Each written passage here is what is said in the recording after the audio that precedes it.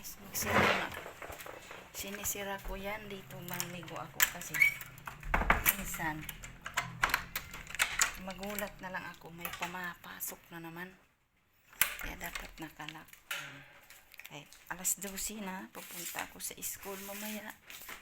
Charge ko na yung cellphone ko, tapos maligo na ako. Mayroon akong ginamit na bagong sabon guys, yung kusan ko na yung nalagay.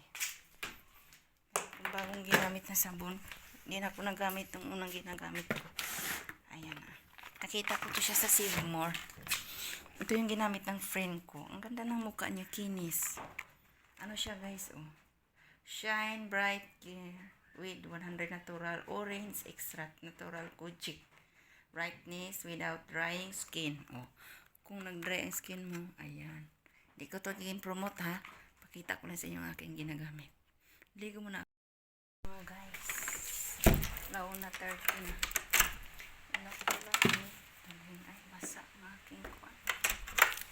Dala ako ng pangpungos. Pang ano sa hair ko na. Pasok mo tayo sa siya. Dito yung aking mahiwaw na pang ano sa buhok. Tapos, ilak na natin. Ayan. Lahat dito sira, alerto lahat. Ito naman, ay, ang yabi kung ano kung saan nalagay ang yabi dito siguro. Dito man ang yabi sa motor, dito nalagay. Sira muna natin to payong.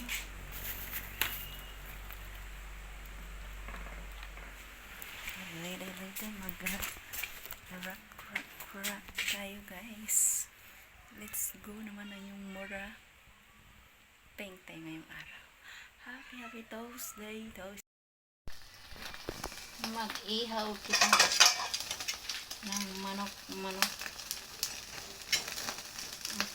Natamaan na yata isa guys. Wow, looks yummy. Isa, di pa masyado.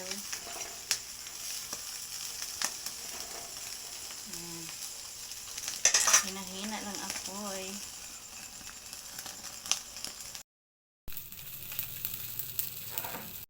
Mga guys, hiwain na natin itong ating manok. Inihaw manok. Ako ba yung kapityo? Ayun. Ayan guys, kahit nagpago na kasi mas gusto ko talagang ganito ang pinalabasan ng ating manok. Gusto ko talaga ng lutong-luto talaga as in, para masarap ang ating inihang manok. Nilapuan ko muna sa kakusyabi. Pero luto na to kasi nilapuan ko siya, kaso lang gusto ko yung medyo sunog-sunog kunti. Ma-porto po, okay na na eh. Hindi, sige lang. Sa YouTube na. Ayan, diba? Iba naman ang ulam. Huwag naman Hasta puro adobo. 60 naman, 60. Ayan. Okay. Puro na lang adobo daw ng mga bata. Kailangan matikman din nila ng ibang mga frutahe. Uy. Frutahe kay puro na lang adobo. Minsan pasarap-sarapin din natin. O, ayan na. Pakita ko sa inyo guys. Oh. Looks yummy ang aming usudan. Thank you for watching and I love you all. When you proud of me? You proud of your mother? With loves? You proud of me? Why? What the reason? Can you tell what the reason? I want to know. English kami ngayon guys, English. Hindi na daw. Ayan, kunti lang kunti. Magawa kami ng sausawan para sa aming lagyan natin ng bawang para masarap. Tapos mahiwa-hiwa tayo ng sili. Mahaba. Pero bago siya, siyempre, masama natin yung ating sili. Kunti-kunting hiwa na siya, guys. Ayan. Proud daw siya sa akin kasi ako daw ay the best magluto. Sabi niya. Kaso lang di siya pa-video kinina, guys, kasi nahiya siya. Dumating naman sa point na nahiya na naman siya, guys. Mag-ano, guys. Ayan ang ating sausawan. Ang sarap ng ating ulam ngayong gabi. Ngayon lang naman ako ulit nakaihaw kasi di naman talaga ako mahilig gaano hindi ko gaano hilig mag-ihaw-ihaw bang manok, guys. Kasi nalangsahan ako pag diretso. Ma, ako na natin. Sa palungkuan mo. Wow.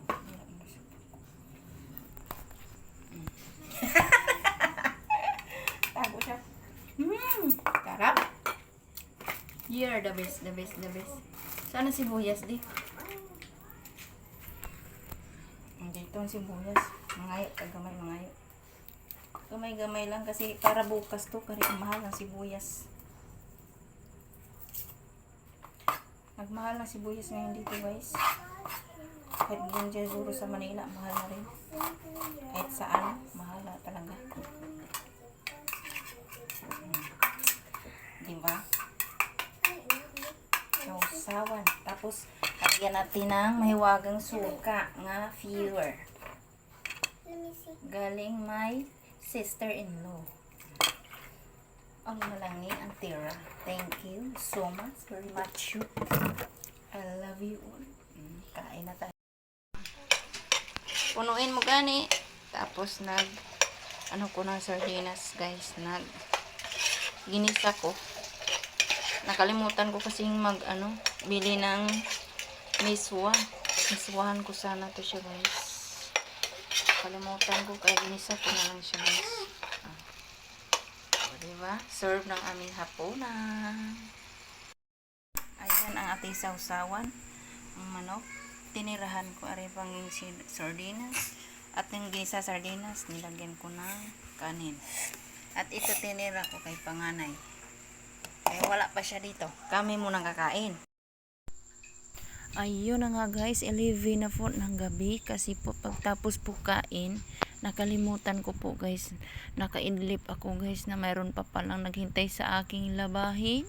Ito talaga yung problema nating isang ina na walang ibang makagawa kundi tayo lamang. Kaya nagsumipag ako kahit mag alas 12 na, guys, kasi nga akala ko may klase kinabukasan, yun pala planting day pala ng mga teacher. So nagsumipag ako yun, guys, kasi antok na ako, sakit pang ulo ko, pero tinitiis. Wala naman tayong ibang magagawa kundi wala tayong choice kundi gagawin pa rin kahit mahirap, kasi ito yung ating trabaho bilang ina. Sana magkaroon naman ako ng bonus. Wala pa akong bonus. Pero advance Merry Christmas ating lahat, guys. Maraming salamat sa inyong pagpatuloy na pagsuporta kay Myrna Gani Vlogs. Nag-i-enjoy naman ako sa aking pag-vlog, guys. Kahit papaano, naaaliw ako, kaya kahit unti na lang yung views ko, wala na problema sa akin. Na-enjoy ko lang, importante yung mga ginagawa ko. Na-upload ko para balang araw kung hindi naman ako makapag-video o makapag-vlog, panoorin ko na lang yan sa isang cellphone na anak ko kapag gusto ko, diba? Na-enjoy ko, ayan, maputi na. Ariel po palang ginamit ko sa ni Ivan yung oxygen. Kasi nakukuha siya kagad. Kasi hindi na po ako gano'n nagagamit ng sunrocks kasi para akong hindi makahinga sa amoy ng sunrocks. Kaya iniiwasan ko na lang po, baka magkakasakit pa ako. Nagkasakit na nga ang ulo ko, dagdagan ko pa. Ayun na mga guys. Di pa rin ako tapos sa aking ginagawa dyan, guys. Pero naantok na yung mudra. Pilit pa rin. Ito yung buhay, ina, na kailangan talagang magtiis, magtiyaga para may hilaga. Hayaan mo balang araw may nagani vlog. Magiging abogado din yung anak mo o ano pag teacher. Kaya tiyagaan mo na dahil wala ka naman talagang magagawa. No choice ka talaga. Tapos ayan naman, plus naghintay pa yung dami kong hugasanan. Ayan, tapos na din ako pang saka na ako maghugas dyan. Magsampay na ako dyan guys. Ayan, kinukuha ko muna yung hangin dun sa aming halayan. Daw wala man karamdaman ang inyong mudra. Daw wala lang, tahimik lang talaga yan. Hindi na yan nagsasalita, kaya nag voice over na lang tayo para hindi tayo makaano dyan, para di naman maboring ang ating vlog. Ayan, hinahangir ko na yung uniform ni Ronila. Wala na yung downy kasi may Ariel naman, basta powder. Hindi na po ako nag-downy guys, para mas makasave po tayo sa budget, kasi napakalaki po talaga ng aming budget dito guys, kaysa Manila.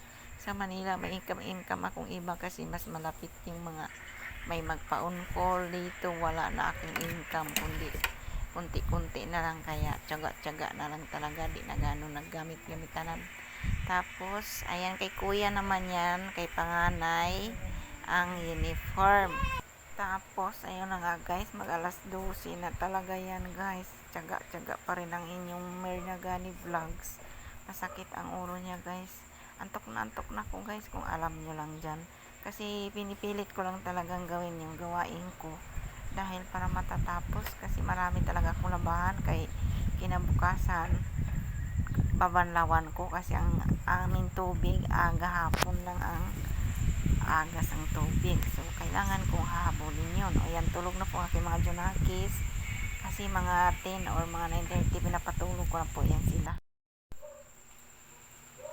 Ayun na nga guys, tapos na akong magsampay. Ayan, inano ko na yung planggana, kasi anuhin ko na yan, ilagay ko na yan dun sa hulugasan. Tapos nilak ko muna yung pinto para safety. Nakalak na rin din ang sa labas, kaya nakasusi talaga lagi yan para safety kaming mag-ina. Kailangan alerto din tayo, dahil hindi naman tayo humihingi ng masamang mangyayari, pero kailangan maging advance lang tayo, kasi sa panahon ngayon mahirap na magtiwala. Ayan, marami pa akong labahan, naka-separate na yan dyan, mga uniform yan, pero tinatamad pa ako dyan. Inuna ko na yung iba, kasi pwedeng di ko labahan yung iba, kaya baka magtambakan ako, mahirap, wala silang susuotin. Tapos ayan, tinitingnan ko yung yung aking minarinate para lutuin kinabukasan, paunin nila. Kasi nung akala ko may pasok, yan pala wala. Kawawa namang inang wala nang alam sa buhay minsan. Tapos naguhugas naman ako dyan ng mga plato, kutsara, tsaka mga baso.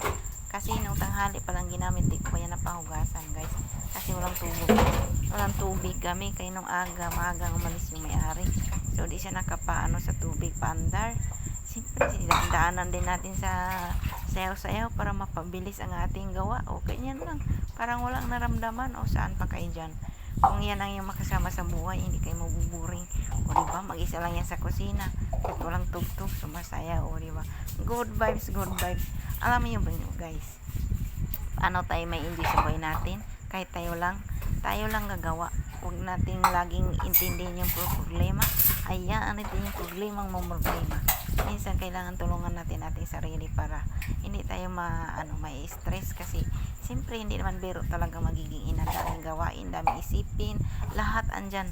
Hindi biro maging ina. Magpapasko na nga, sana mag-blooming naman na yung mudra. Kaya ayun, sabi niya tahimik lang na mo, kaya isasaot na siya, masayaw lang siya. O tingnan mo, sumasayaw pa rin siya. O saan pa? Ganyan talaga yan guys, makulit na talaga yan guys. Masanay na kayo dyan, dahil ganyan yan siya. Pero mabait yan guys, depende yan sa tao. Kung marunong makisama sa kanya, siyempre mabait din yan. Huwag lang yung mga trader, kaya ayaw ko ng mga ganyan.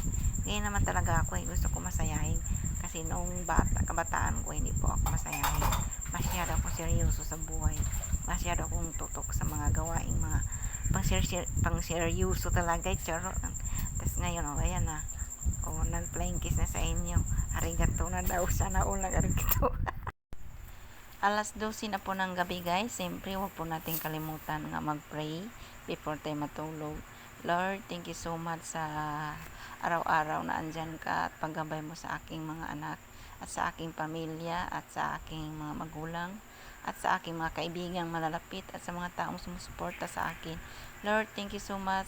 Sana po lagi mo pong gabayan ang aking mga buong mga kaibigan nga tunay at nagmamahal sa akin. Maraming salamat sa inyong walang sawang pagsuporta, at Lord, Thank you dahil palagi mo akong ginagabayan at lumalaban sa aking sakit. Sana po, wish ko sa Pasko, sana po sa January, mawala na po itong isa kong bato kasi ito naman po talaga pinoproblema ko.